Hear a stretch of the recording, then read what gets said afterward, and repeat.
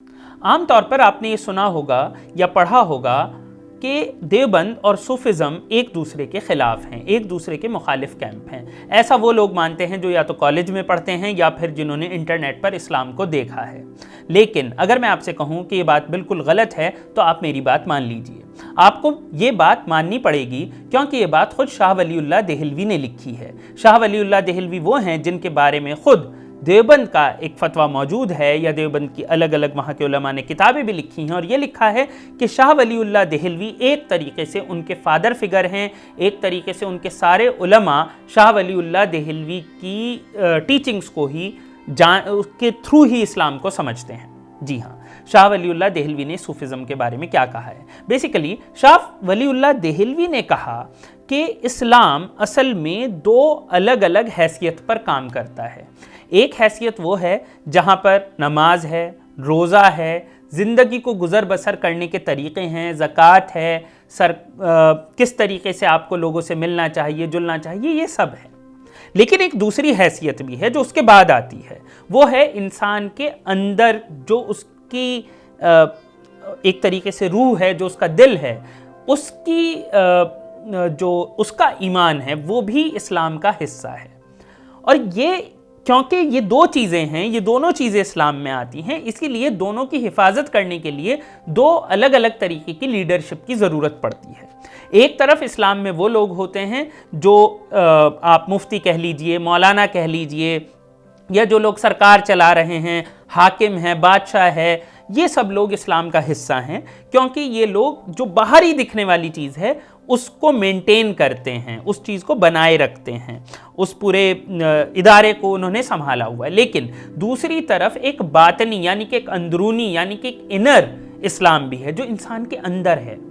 اور ان کا کہنا یہ ہے کہ جب انسان ایک اچھا مسلمان ہو جائے گا اور ساری چیزیں ہوں گی تو اس کے اندر کچھ اچھائیاں پیدا ہوں گی جو اس کے اندر پیدا ہوں گی۔ یہاں پر وہ جب عبادت کرے گا تو یہ سوچ کر نہیں کرے گا کہ مجھے جنت ملے اور مجھے دوزخ کا خوف ہو، وہاں پر اسے اللہ سے محبت ہوگی، اور یہ دوسری حیثیت ہے اور یہ پہلے کے بعد آئے گی۔ اور انہوں نے کہا کہ دنیا میں ہمیشہ ایسے لوگ اللہ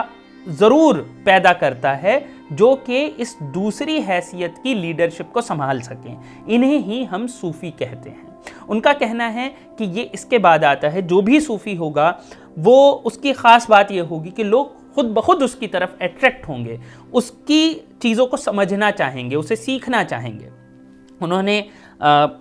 نام لیا ہے، جیسے کہ انہوں نے کہا کہ حضرت جنید، جنہوں نے شروعات میں ایک طریقے سے صوفی کا جو صوفیزم کا جو پورا تصوف کا جو پورا آئیڈیا ہے وہ لوگوں کے سامنے رکھا۔ ان کا یہ بھی کہنا ہے، جو کہ باقی سبھی صوفیوں کا ماننا ہے، کہ حضرت علی ہی وہ انسان ہیں جن سے ایک طریقے سے صوفیزم کی پہلی شروعات ہوتی ہے۔ اور انہوں نے یہ بھی کہا، اگر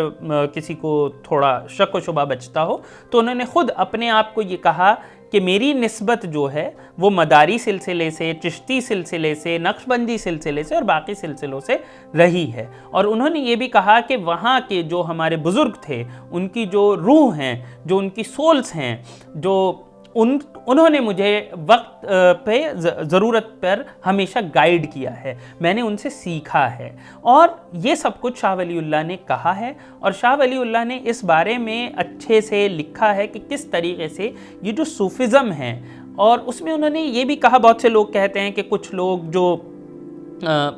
جسے صوفیوں کا وہ والا ایک دور کہا گیا ہے کہ جس میں انہوں نے ایسی باتیں کہیں جسے لوگوں نے پاگل پن کہا، کپڑے پھاڑ لیے یا پھر ناچنے لگے یا گانے لگے، انہوں نے کہا وہ سب بھی صوفی ہیں، کیونکہ وہ بھی ایک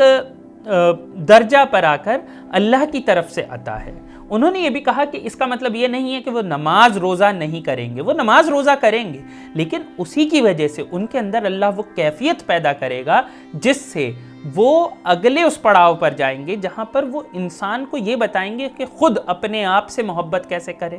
خود اللہ سے محبت کیسے کرے، اس اللہ سے جس نے دنیا بنائی، اور جب انسان اس سے محبت کرے گا تو باقی دنیا سے بھی محبت کرے گا۔ یہ ساری چیزیں جو صوفیزم کی بالکل بیسک ٹیچنگ ہیں، اس کے بارے میں شاہ ولی اللہ نے لکھا ہے۔ اور آپ کو یہ بات جان کر شاید कुछ लोगों को अजीब लगे, लेकिन देवबंद हमेशा से सूफिज़म के करीब रहा है, या फिर कह लीजिए कि वो खुद हमेशा से सूफ़ी टीचिंग्स ही पढ़ाते रहे हैं। और खुद देवबंद जो कि खुद शाह वलीउल्लाह साहब ने लिखा, उस चीज़ को आज तक भी वो पढ़ाता है कि जब इबादत की जाए तो आपको उस दर्जा इबादत तक पहुंचने की कोशिश करनी है जो कि सूफिज़म का, तसव्वुफ़ का जो एक वो पड़ाव है कि आप ये महसूस करें कि आप अल्लाह को देख रहे हैं, और ये नहीं कर सकते हैं तो अल्लाह आपको देख रहा है। ये दो चीज़ों में से एक चीज़ कम से कम आप महसूस कर पाएँ।